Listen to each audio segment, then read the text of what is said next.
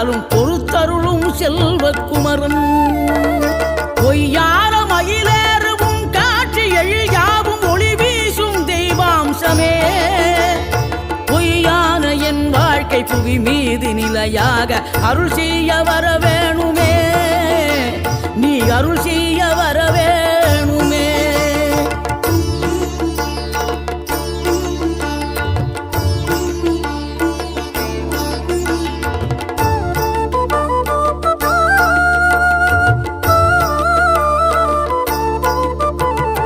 இகழ்தலையும் புகழ்தலையும் ஒரு முகமாய் கருதும்படி செவி உரைத்த முத்து குமரன்